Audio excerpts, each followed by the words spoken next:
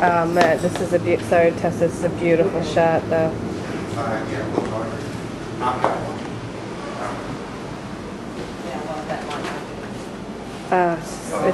It's just stunning, and I love the color.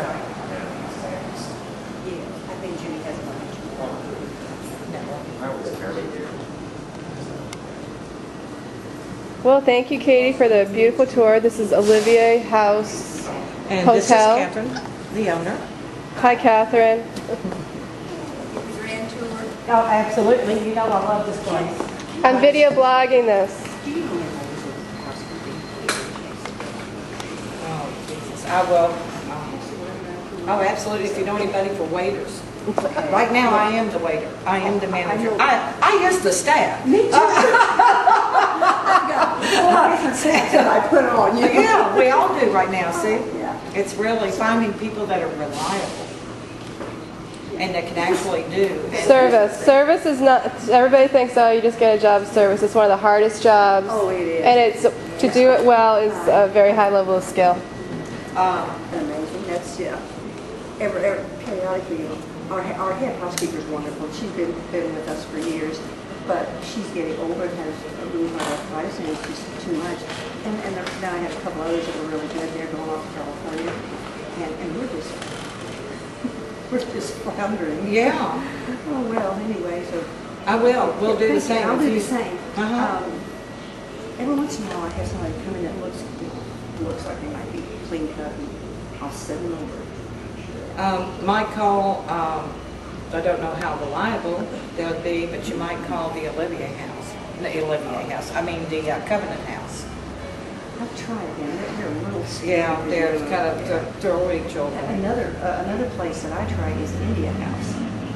Oh. It's a youth hostel, and they get the kids from Europe who are coming in. Sometimes they don't last very long, but as a rule, they're pretty good, you know, while they're here. Mm-hmm. So that helps. Yeah, well, it's Life amazing. goes on, doesn't it?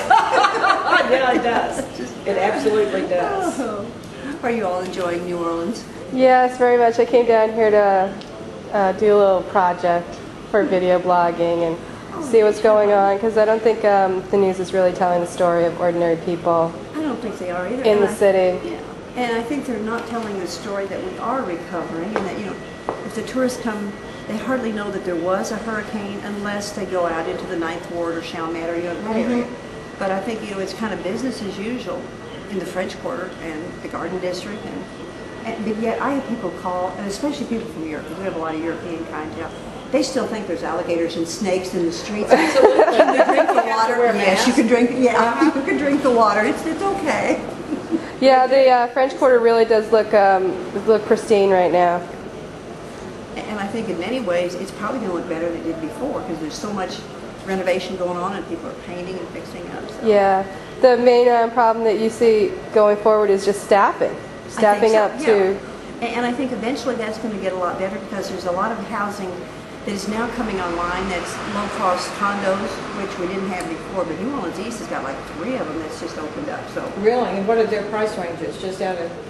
I think that Debbie called for somebody here, and they were starting like $500 a month. You're a kid. Oh, that's great, because I have been hearing the price gougers and the condo sharks. At first, yeah, it was like they had an advanced case of greed. They were just unrealistic. Oh. We had a friend who was living in Algiers, and he literally saved this woman's house. The transformer got hit, so the lightning or the whatever, fire is shooting along the thing. And he said he ran out and he put it out, and he held off all looters. He's, you know, a big, able-bodied young man. And about 2 weeks after she came back, no, a month after she came back, she raised the rent $1,000 a month. And I said, "What are you going to do, Donnie?" And he said, "I'm going to pay it because my job is here." And he said, "What am I going to do?"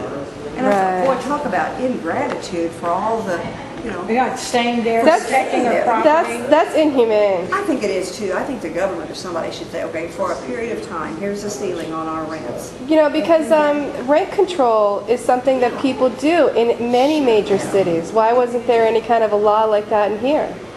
Because Megan's hard. True. And then too, see, another thing that individuals don't think about is the quarter, especially, are small business owners. Yeah. They cannot afford high rates of pay. $15 an hour, but a person can't afford to live here unless they make $15 an hour. Right. And see, It's a there's the other catch-22. catch. Catch-22. And it's, yeah, it is. It But You really need the is. you need the labor back in order to recover and survive, Yeah, but the problems that your labor is facing.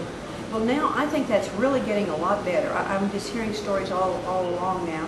And even for us, because we live in Missouri part of the time, so there'd be kind of little time warps.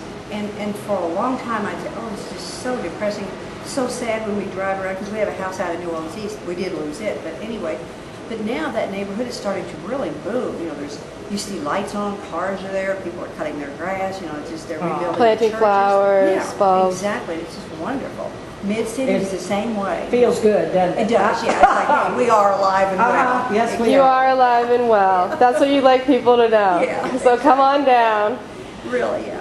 And it's just, you know, everything that they ever came to do before to enjoy is here and better than ever. So Better than ever. Yeah. Thank you for talking to me today. Oh, sure.